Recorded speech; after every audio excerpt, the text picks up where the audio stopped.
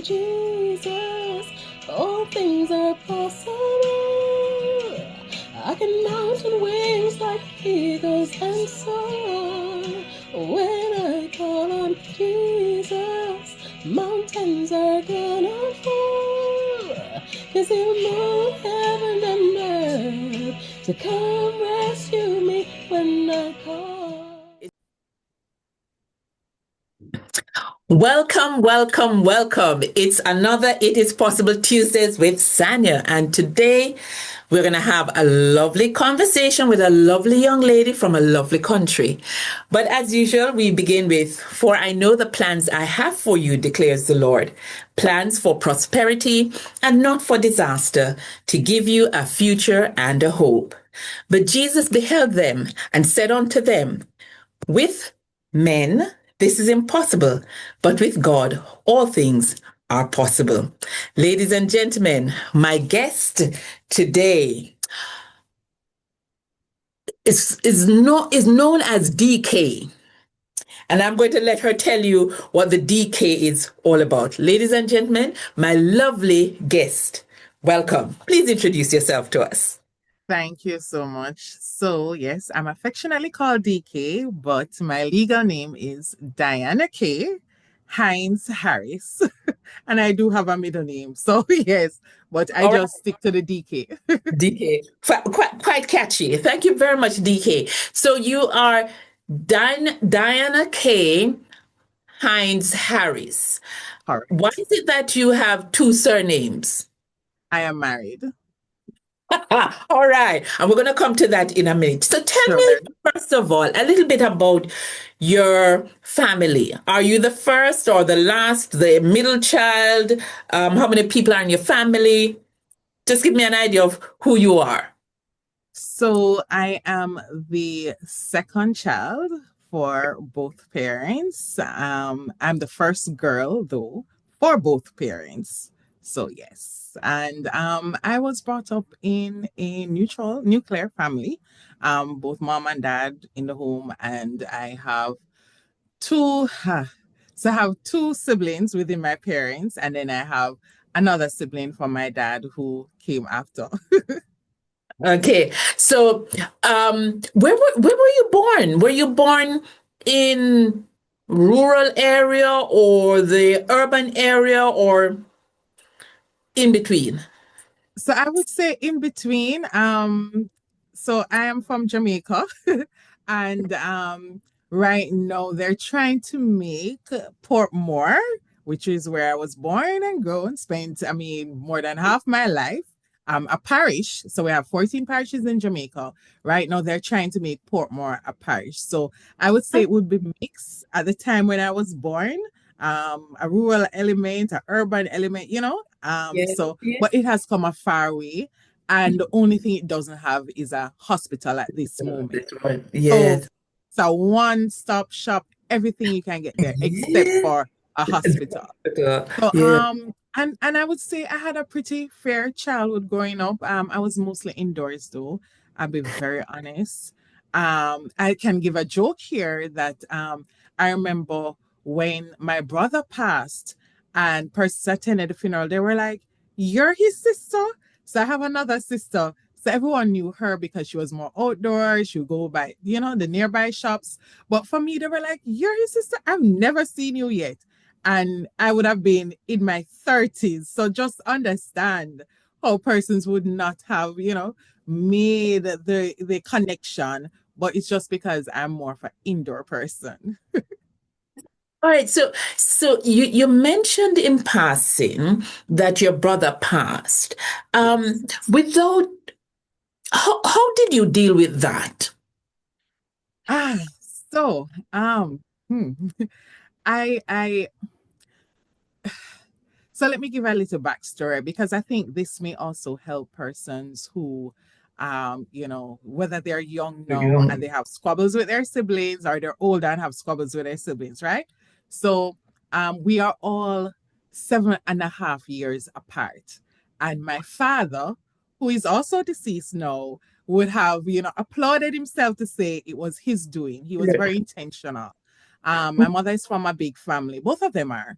They have many siblings, but my father decided that in order to manage his finances and make sure that all of us got, a chance at life, a good quality life, he wanted to space us so that we could get all that we need throughout our childhood life.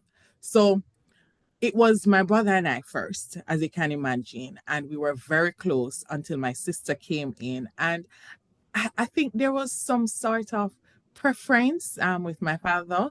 So my father would treat me, I guess because I'm the first girl, I was like his princess. And, he was very hard on my brother. And, mischievous sometimes, my brother would get in trouble. He would get beaten, stuff like that. And so I think there was sort of a resentment that built up. And I remember, I think at the age, so my sister would have been born when I was 8 years old. And I remember maybe about turning 10, 11, just before high school, my brother just stopped talking to me. I just decided to stop talking. We lived in the same home. If anybody know Portmore House, and this was like the townhouse, you can't walk around. Um, and we occupied two bedroom house earlier before, and we used to mally. So just imagine you share a room with someone, there was an invisible line and we were always at war.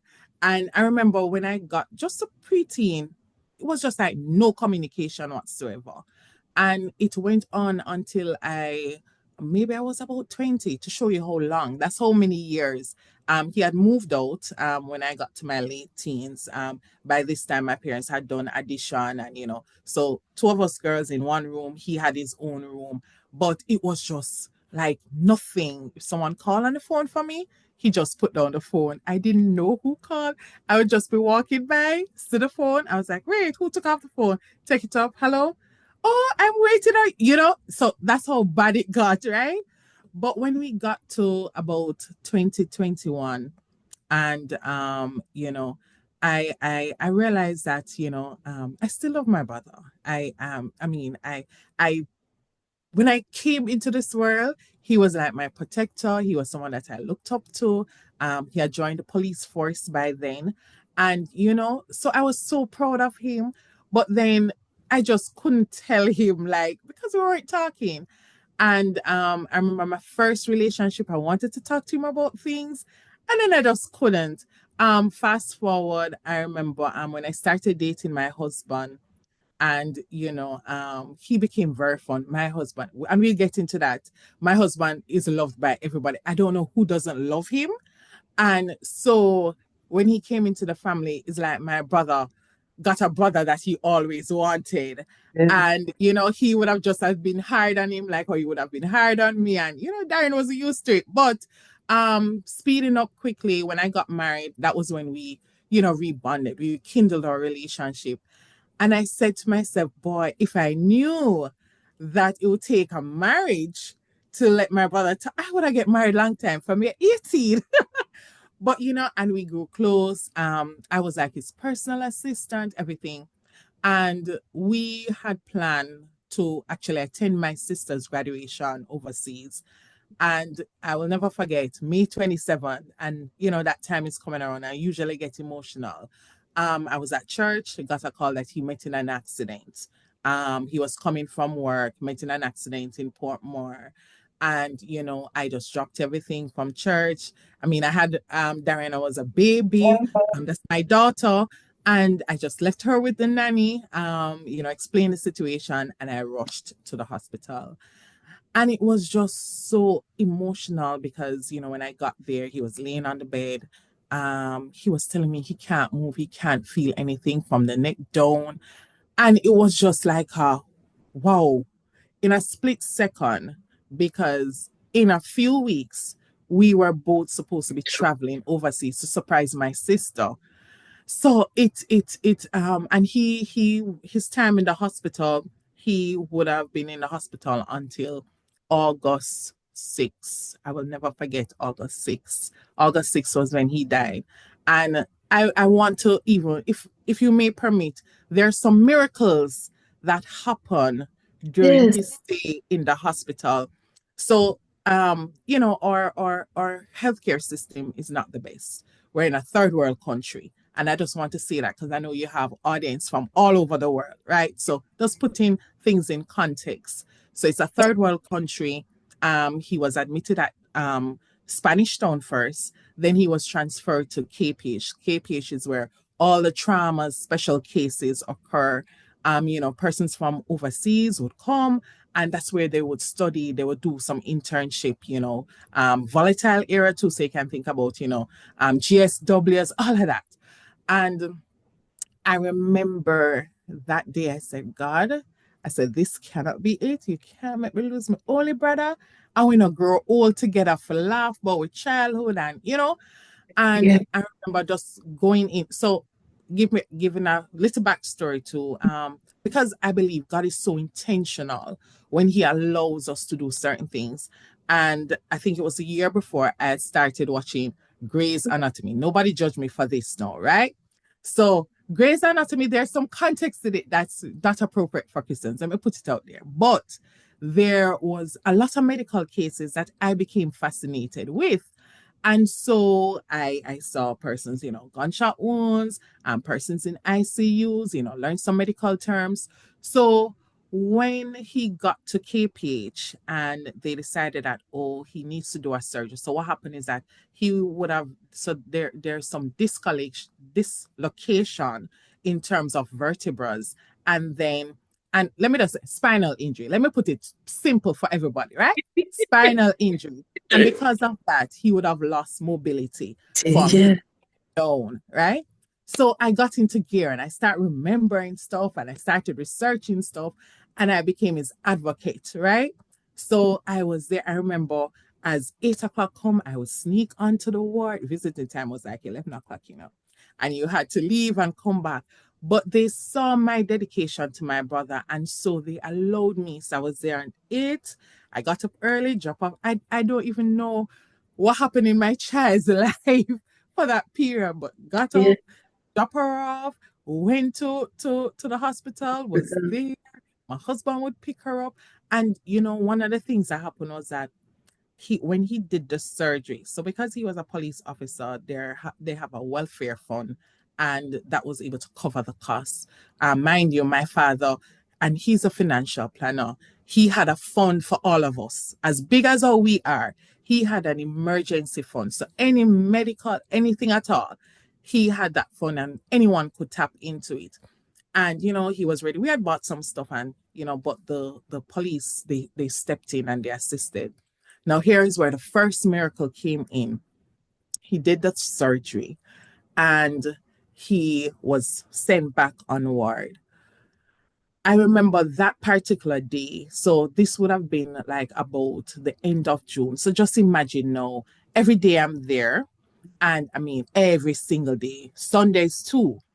And that particular day, I felt so tired. I was drained. I was doing this for so long. And I said to the nurse, because he had fallen asleep, I said to the nurse, I'm going to go home, get some sleep, and I'll come back at about 5, 6. Went to my parents' house, was there because all of us are going to visit. And I remember I had a dream. I don't remember the dream at this moment, but I was just awaking out of my sleep. My phone was ringing, unknown number, answer. And they were like, you need to come now. You need to come now. There's an emergency. So I'm like, okay. So I'm telling my parents, all right, let's go since all of us. And when I get to the hospital, I see the nurse over him. She's performing CPR. And I'm like, huh? And they were like, oh, his heart stopped and whatever. No, I don't know if anybody ever seen this because this was new to me. You're doing CPR and the person is conscious and the person is talking. So he was conscious, but the moment she would stop the CPR is the moment that he would flatline, right? They can't find any machine to support him. They can't find a space in ICU.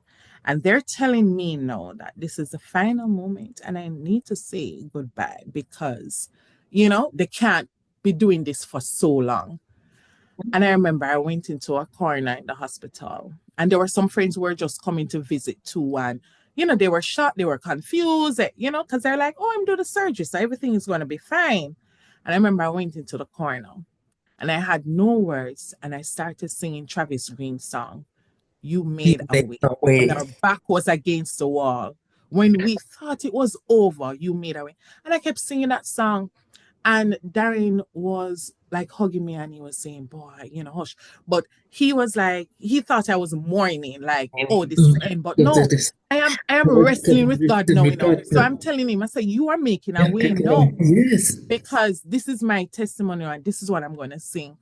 And I remember I went back to my brother and I said, we're going to make it. And he said, yes, he knows because he saw, he said when he fell asleep in deep sleep, he saw where he was going to a place and how it was beautiful and stuff. So to test his cognitive skills now, hear me. So you saw grandma and grandpa, him give me a look like, hear me, stop talk foolishness. And let me just put this, because this person may say, how do you run a joke in a serious situation? It Oh, is we, something that is in our family. We inherited it from our father. So we take nothing serious. And yeah. in the most delicate moments, we find a way to laugh. That, And I said to him, I said, okay. So I left him and I went back into the same space and I started singing. And then I started saying, I said, God, you're going to work this out. I know you. I believe in you. You have a plan for his life. The doctor yes. came up that did the surgery. He said, boy, what's happening? All right, I need to go up to ICU. There's no space. There's no machine available. Everything is limited resources. And he came back within because he told the nurse to just continue doing what you're doing. And he came back and he said, I have made a space. I have located a machine. So in my head, I say, you think of you, but God make you find it. And I remember I started crying even more now because this was more joy and everything. And I was like, yes, God. And they had him into the operating theater. That's where they made the space. And when I look at it, I was like, God, yes, me know me ask you, me know you come true, but I'm still blown by this. I am Yes. blown by. And I was like, and my brother, also just to say that he, so we weren't brought up in the church when we were born. Our parents weren't Christians, and so my brother had taken an alternative lifestyle in terms of, parties. Yeah, wasn't the Christian. My mother started going back to church. I followed her. I, just maintain that Christian lifestyle. He decided, no, I'm not doing this Christianity. But about 2 years prior, so this happened in 2017, about 2014, I realized that there was a change. We used to go to movies together. He said, no, he's not going to any movies anymore. And, there was a change. And when all of this happened, the only thing he said to me after him say, Die, because they call me Die. And he said, the only thing I regret not doing is getting baptized because he had actually surrendered, but he was waiting to, do his baptism, his Yes. public Yes. declaration to say, hey guys, I have I'm changed my changed. ways. I have now accepted God as my personal savior. His and I'll just jump to another miracle Yes, as well. please go. I remember too that after that, so there are a lot of things that can happen when you're bedridden if you're not turned properly. And Yeah, again, it's always Jamaica doesn't have the facility, the resources. So certain beds that are ICU, a bedridden patient would get, that would help to turn them and stuff that was not available. So of course you can imagine bed sores. Also when your body is not active, and some of the medication that he would have been receiving, he would have developed ulcers. So he had to do another procedure where, he developed internal bleeding, his blood count had fallen. And I was like, I remember he said to me that he saw the death angel in a corner in the room. And by the way, by this, someone had passed. And so there was a space in ICU, right? And when he said that to me, I got the confirmation that yes, something was happening to him where he was close to death. And just then the doctor said, oh, they pulled me aside. And again, at ICU, I was there even if they didn't let me in, I was outside the door. I yeah, remember I yeah. even had my laptop and I was working there. Okay. You know, and when she pulled me aside and she showed me, you know, that, oh, his hemoglobin had fallen, you know, everything was out of whack, all the numbers. Yes. And they said, boy, they have to do a test and stuff. And by this now, you know, we needed to go to a particular place to, I don't remember, to do something. And I called my husband and I said, all right, this is what is happening. I'm going to need you to come and, you know, stuff like that. And when he did the surgery, a friend of mine too, she was there with me the entire night because I mean my parents gonna come. They had my daughter. Um, and you know, I prayed right through. The miracle about it is that, and people may say, oh, it's not a miracle. I count everything as a miracle. When we got the sample, so pretty much what they did was to take out a portion of his intestines. It needed to get testing. There was a whole lot of things. And I remember it was so weird. And again, resources, not to be gruesome, but we got it in a bucket, right? Literal bucket. And we were to take it to the place. And I remember too that, you know, he was a Wolmerian, by the way. And the But Wolmerian, they came and you know, like I was added to a group and you know they were sending their prayers. And I remember they said anything I needed I'm to ask, and I gave them the update. And I remember somebody reached out to me privately. They worked at the place where, you know, the specimen was supposed to go. We didn't pay a cent, not 1 cent. He said he's doing it for free. When I look at it, I'm like, God, you're it's a just miracle. showing up. You're just Yeah. showing up. Yes. Whilst Yes. it's a difficult Yes. time, whilst he's, you know, he's suffering. And I got a radio for him. I remember, you know, he would ask me for his CDs, got those, and he would just be like dancing, and it was just his head bobbing. And he was the happiest person. And I learned a lesson there that in every situation, give God thanks. Not for the situation, you know, just in your moment, whatever season that you are in, give God thanks. And I'm like, if he can give God thanks, then I'm going to join him and I'm going to give God thanks. And, you know, I mean, things progress. And the long and short of it is that, so, you know, all of this would have, the second procedure would have been in July. I remember like a week before he passed, he said to me, boy, he was getting a bit tired and he wanted me to transfer him. And I remember I said to him, you know, I have developed a relationship with, I mean, down to the janitor know me. I mean, and that's something that my father always instilled. Once you go somewhere, be respectful to everybody, even the Everybody. madman that you see, because he may not be mad, he may just be homeless. He may Celebrate. be in a situation, he remembers you respecting him, and he can, you know, be of help Yes. in your time. Yes. Yes. And Yes. so everyone knew me and stuff. And I remember saying to him, boy, to transfer you to UA, I don't know if I'll have that time to like build that rapport to get the special treatment that, you know, I can always be by your side. I don't know. And he's like, boy, he said, died and not treating me good. So I said, what you mean? But then I also realized that he had started developing depression. And the depression came not because of his situation, but what we have to understand, if we're not getting certain nutrients, our brain cannot produce certain hormones that help us in certain stressful situations. And so, you know, he was getting depressed, he was getting weary, he was getting tired. And, you know, I prayed with him and stuff. And it's so funny, it was so difficult. I developed a flu and I couldn't visit him for 1 week. And that 1 week he deteriorated. Yes. And when I was over my flu and I went there the Friday, as a matter of fact, they called us the Friday to say that, boy, you know, it seems to be the end. And I remember I went there and I saw him and Darren was singing a song and I was singing. And I felt him looking at me. And when I looked at him, this was the last thing I remember with my brother.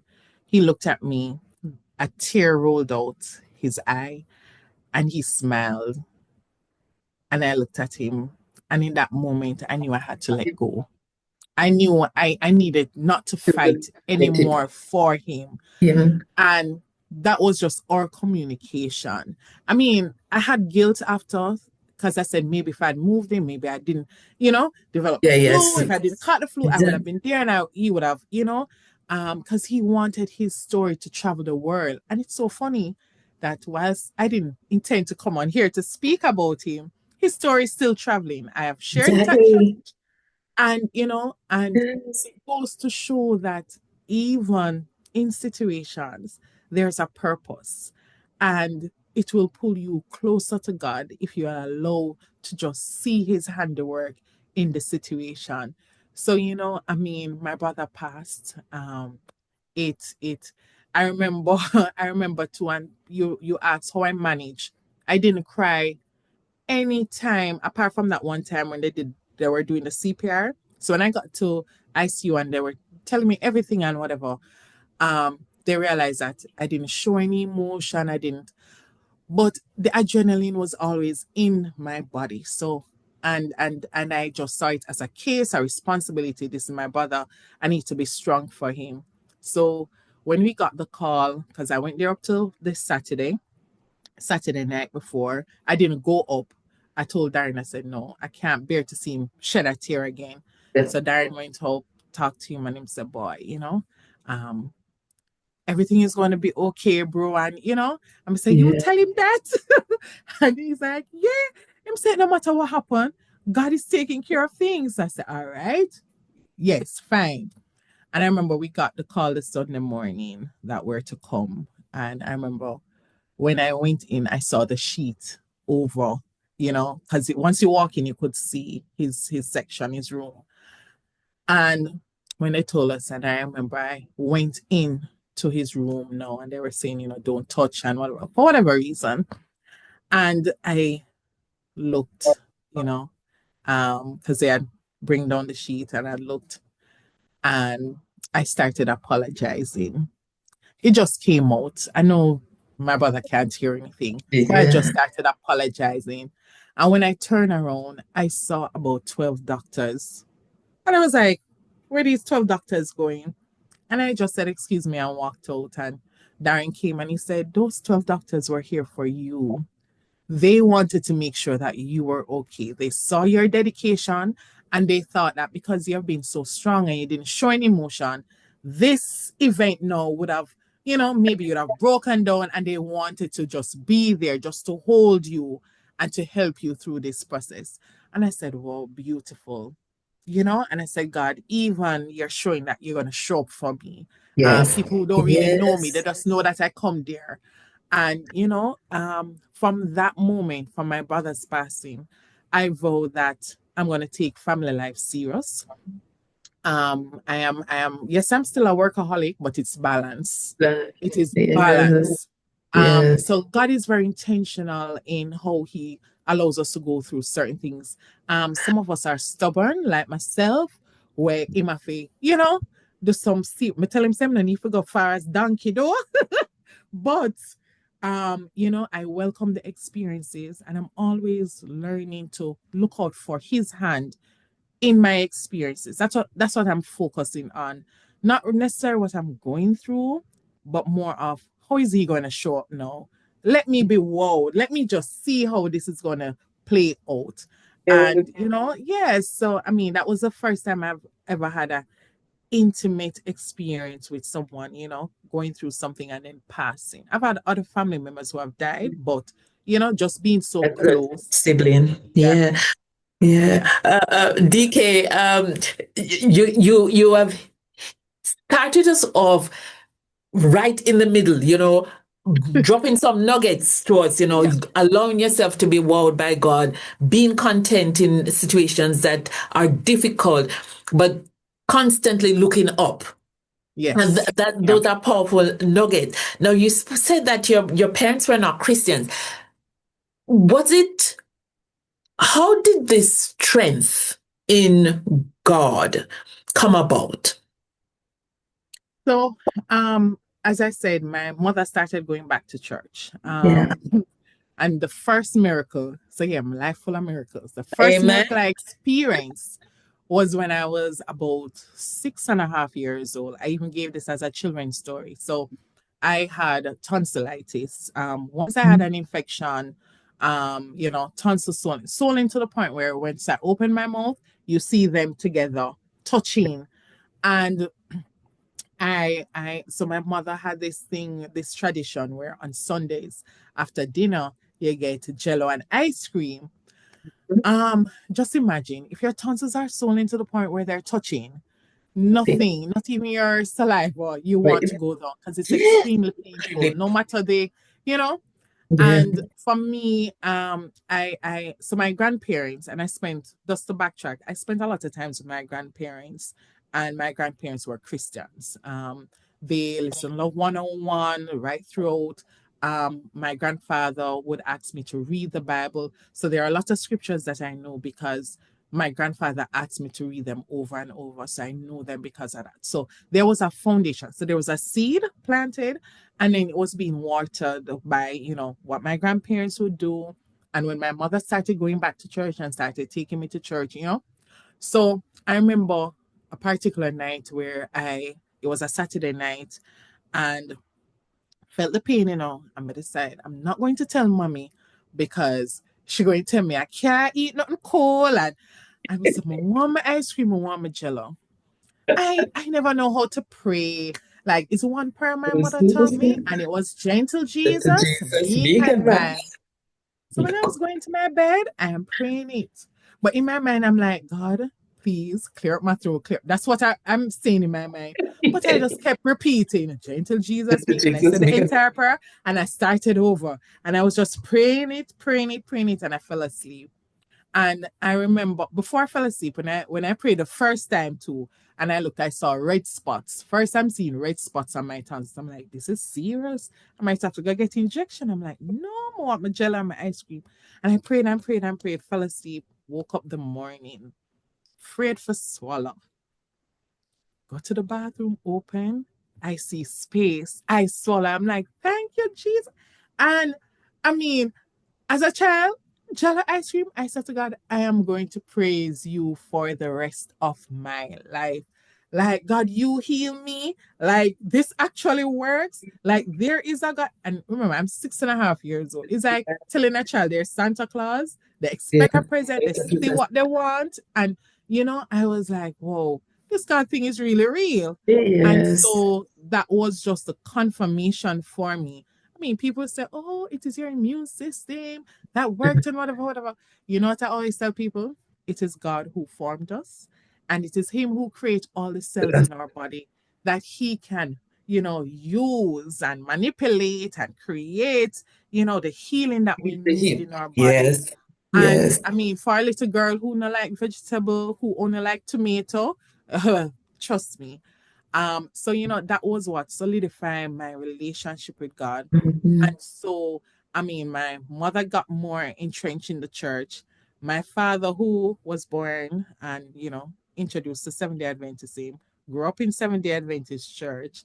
And this was actually said at his funeral. So, in a private, um, he went to, back then it would have been West Indies College, was studying to become a pastor.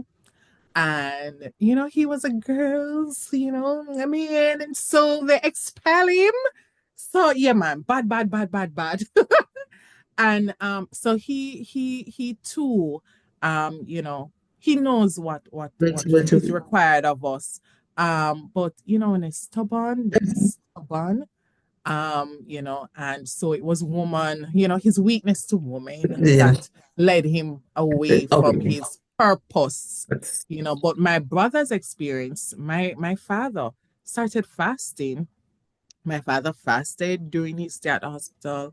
He was praying.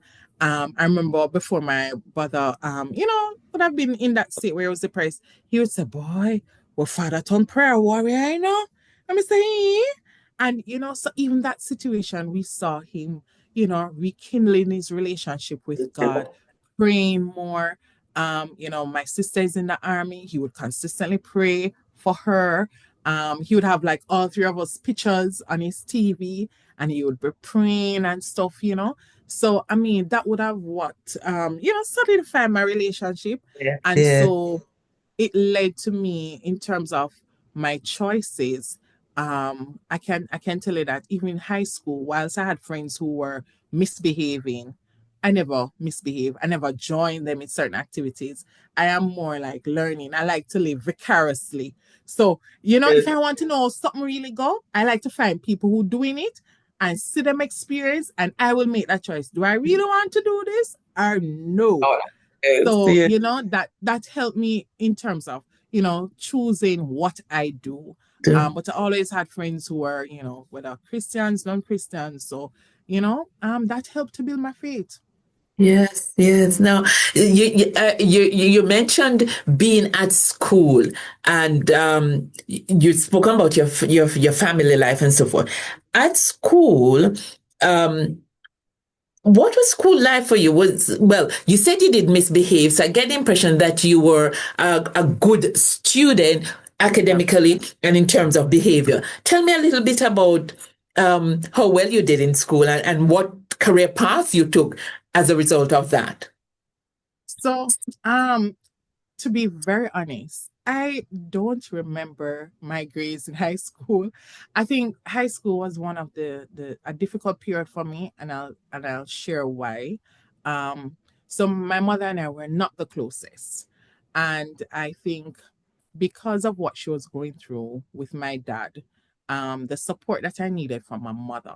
So as a girl child, there's certain support that you need from your father, but then when you're a teenager, you mostly need your mother because it's almost like a period where you're going into womanhood, you're confused about a lot of things, you're feeling hormones, menstruation, all of that.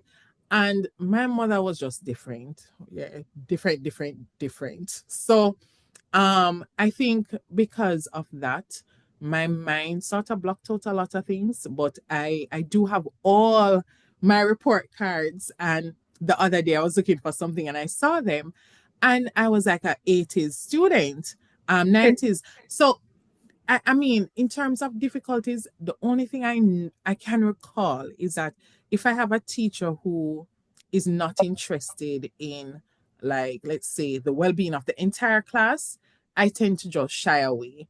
So I remember, I mean, I'm pretty good at, yeah, my husband will tell you that I can do anything that I want to do because he sees how I operate. I go researching, I seek knowledge, and, I make sense out of nonsense. And I remember I was always doing well. I got award when I was in eighth grade.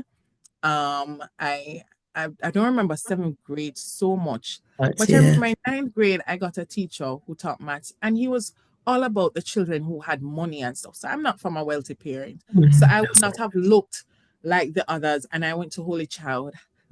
I was told no that there's a style, the Holy Child High School, because everybody liked to put Quadagate, the. sorry, Aggie Quadagate. So, but I mean, I remember he didn't take, and because of how he taught his approach, I just failed maths. Like I got like 60s. I remember I got a 50, so I was like, huh. And I sat down and I taught myself. So my mother is a teacher, by the way. So Yeah, I am used to getting those government books in the summer holidays and you go through them. So I know how to teach myself. So I went through and I taught myself on whatever. And I barely scraped through. I think I got about 70s. When I looked at it, I think I got about 70s. So to bring myself up, teach myself, I'm that type of person. yeah, yes, Um, resourceful. Right. I knew. So when I was a little girl and they took me to the bank, everybody will talk about. They said this is the first time you're scammed in your life. When in primary school we got the bank book The and you're bank book supposed to deposit. gave you. And some person says they left primary school and teacher never give them back anything. So when that used to happen and I saw the ladies in the bank, I said I wanted to be in the bank because their hair was perm and the curls and they had on stockings and high heel and you know. And I remember asking the lady one time when I was, putting in my money and I said, um, what do I need to become, to work at the bank and whatever? And she said, oh, you need to do accounts and. So I said, okay. So I knew I wanted to do accounts The count. to go in the bank when I was a little girl. When I got to high school, I didn't know if I want to work in a bank then. Stand up, when you have more sense now, you're in Yes. heels, you stand up so Oh, long. I used to mhm. wear stockings to church. I went to a Pentecostal church then. I hated it. I hated the stockings. I hated the hats. And I was like, for the stamping, stocking and scratch and so I knew I wanted to do something in finance, in accounting, but I was like, no, it's not a bank teller. That's And yeah. but I did the businesses. I didn't get a good grade in chemistry. Did I do chem? No, it was biology. I trying to remember. I think it was integrated science, but the Nice. grade that I got in it, I couldn't do chemistry or physics, and I didn't plan to anyway. Yeah. So I just did, biology, and I did the business subjects, principles of business, And accounts, the and I econ. had a Yeah. and I had a 7-day Adventist accounts teacher. Miss, Wow. wherever you are, big up yourself, because let me tell you, when I got in accounts, the concept was just hard to understand, and she was very strict, but I like that. But she had interest in everybody, right? And so I remember that I put my head to the wheel.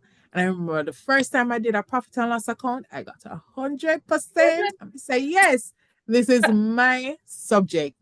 And so I did that. I got an award too. When I was leaving high school, I didn't even know that I was getting an award. So for me, I'm not competitive. Let me do. So I don't compete with others. I compete with But myself. with That's what I should yourself. say. Yes, So if yes, I yes. if I if I get a grade like a 80, and when I look at the mistakes, I'm saying, no man, I must can do better. I'm gonna compete with Compete that. with what you did So that. I am not expecting to get an award. I'm just doing the best. I'm just trying to improve on what I did before. And I was surprised I got a award for Lord. principles of business. Someone beat me in the accounts, but nevertheless, I was grateful. Went on Yes. to sixth form. I know I never wanted to go to UTech because I don't have patience. Some know me never want to 4 years. So I said I'm going with 3. And I went to UA, applied. I did sociology. I did principal of well, not principal, but it would have now been So, advanced level accounts. So it's now A levels, right? And I did management of business and general paper. And I did pretty well in those. I don't remember what the grades were. I think F is E is the lowest you can get. I think I yeah, got too many yeah. D's and C. Right. So don't remember that. Many, many moons ago. But when I got to UA, I know I did a double major at that time, management studies and accounts. Count. And when I got it second year, because I realized now that accounting was very stressful. I don't like stress. Yeah. And I said to myself, all right, what else could I do? And I remember the big four, so PwC, KPMG, Deloitte, they all came and they shared, and I said auditing. And then when I actually did the auditing course, I realized that I liked it. So I was like, I'm going to do auditing. And whilst I'm an indoor person, and it wasn't by choice, my mother just told me don't go to the gate. That was really it. My brother, him doing one do, and because he's the boy, mothers are with their boys, he got to do what he wanted to do. By the time Where my sister was born, my mother was older. So she was in her 40s. She couldn't manage. Yeah. So my sister just went ahead. So for me, it was just, I was told not to, but I loved the interacting with people. business. So I was like, auditing is something where I can help people, Yes. um and I can interact with people, and I decided I wanted to work at one of the big four. Fast forward, didn't get into PwC. They only wanted first class honors at the time. And I didn't get first class honors. I had a lot of struggles at UA mentally, as I said, Yeah. relationship with my mom. It was also the time where I would have become a 7-day Adventist. The um Sabbath. and it was even just a Sabbath. It was just my relationship with my mom. Like, she decided that, hey, you're becoming a 7-day Adventist. Uh, stay in which house? Who for house? And then when I became 18, and I said to her, I'm going to start visiting the church. She said I had to clean the house on Saturday before I leave. So even me try clean Friday, no, the house don't clean. I had to Yeah. clean That Saturday was a morning before I go to church, and I still went to church. this is yeah. Um, so Yes. it was, and I actually baptized while I was going to UE. So there was a challenge with just the home Poor situation. situation. My father Yeah. was in another parish working. I remember one day I came home and my mother cooked pork and she said, I'm not for touch nothing in our cupboard because if I'm hungry, That's I'm what make she the could. Adventist people and feed me. Well, went to bed hungry that night. She and if she still is, she might say, "Oh, I don't recall that." She's not going to recall nothing, but I remember. And and it was my father who sneaked me out of the house one Sunday night, and I got baptized. Yeah, we hide and did it. So I just pretended I was going to church. He took my bag, pretended that it was his bag, and he wasn't coming back for the night. And we went, and I got Right. Got baptized. baptized. Wow. Yes. And so and my mother never talked to me much about for almost 2 weeks or 3 weeks. And it was just my mother had there. And if you can imagine, I'm a family oriented. So Yes. my brother not talk to me. Then my mother not talk to me. And then my sister was just like annoying. You know those younger siblings. Little And and sisters, and yes. and and I pretty much grew her because as I said, my Yeah. mom would have been in her It's just 40s. There were a awesome. lot of things happening. So I was changing her diaper, I was feeding her, I felt like a mother to her, Mother, right? yes. So it was just a lot. And I mean, so there were some challenges with some of the classes. Some days I was tired.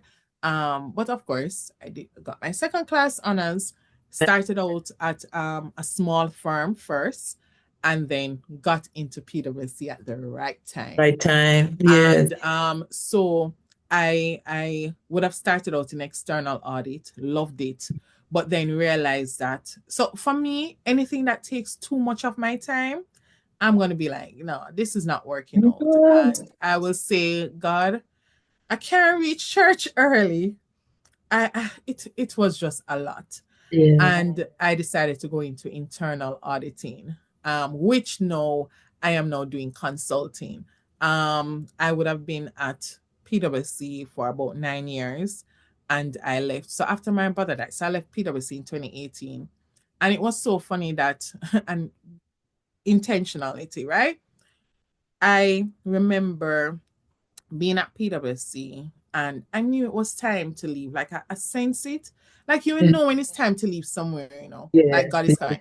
But God knows that if I'm comfortable and the flexibility, I remember now, this is Yeah. where my brother was in the hospital and I was working from there and nobody was like down my neck.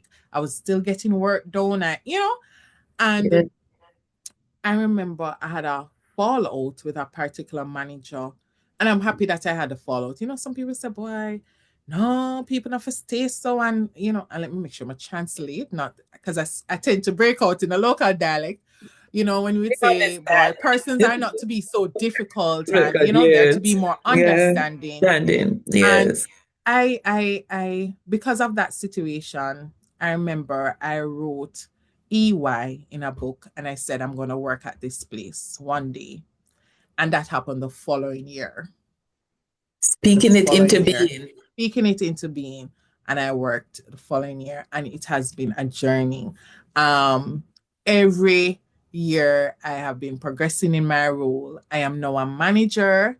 I've been a manager for Fantastic. 3 years. Yes. And it has been a wonderful experience. I have met some of the most difficult persons and I've been able to navigate that. I've been able to develop relationship with, persons who I consider difficult in terms Different. of, Yes. clients. I have made presentation to boards and I want to just interject and say this because it was even shared at a youth day before.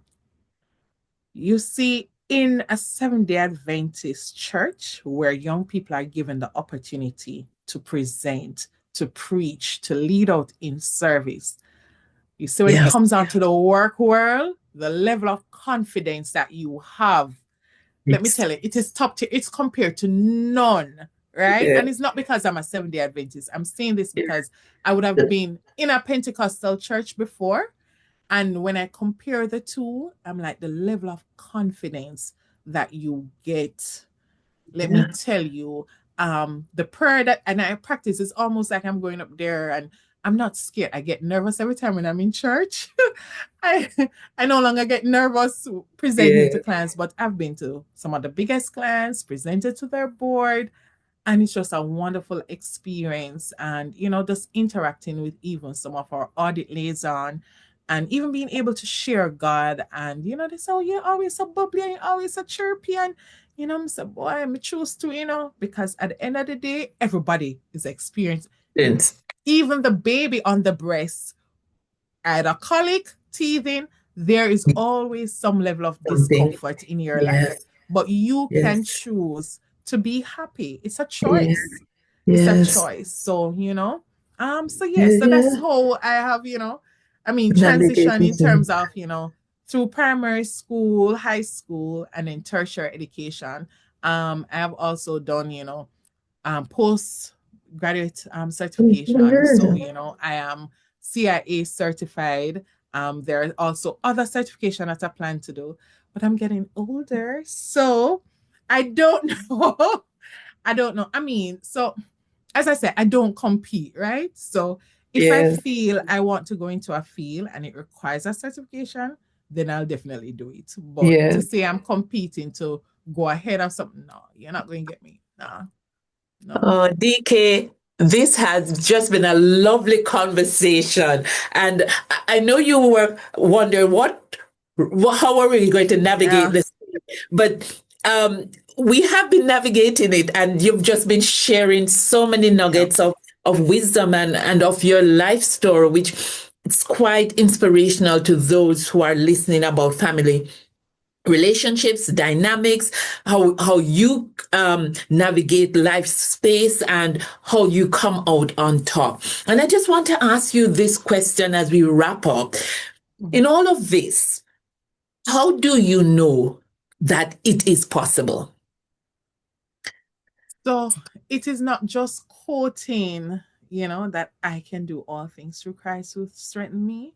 But Yes. you see that one experience is it's almost like in Jamaica they say taste and Yes. buy. Like Yes. Guinea, especially with Guinea.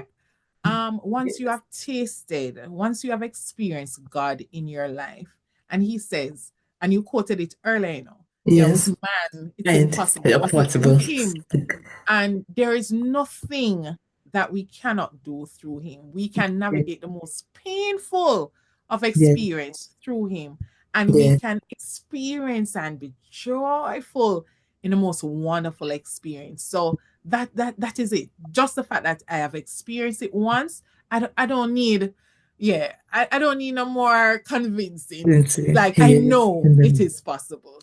Fantastic. It has been wonderful. And I know that my audience will be saying, I loved this story. I can see the hand of God working, and I can see how he has had an impact on your life. I know we haven't had time to talk about your dating Current life and your family. husband and your family and all of that, but But I want to talk about them, but you have to go do a part two. I mean, exactly. I love my husband, I love my child, and I feel like, oh, I didn't get to, but I have to come back and do because they We are, will do a part yes, two. We will do yes, a part two, yes, because I'm sure that there are nuggets that our young people who are yeah, dating would be able to take away from your dating life and your marriage and your foray into motherhood. yes. DK, it has been a pleasure speaking with you. Thank you ever so much for accepting the invitation and for You're being most on It Is welcome. Possible Tuesdays with Sanya. Ladies and gentlemen, thank you for being here. Thank you for listening. And I want you to remember, be a dreamer, a doer, a thinker. See possibility everywhere. Because you are alive, everything is possible. But Jesus beheld them and said unto them, with men this is impossible, but with God all things are possible. Ladies and gentlemen, thank you so much, and see you in 2 weeks' time. Thank you.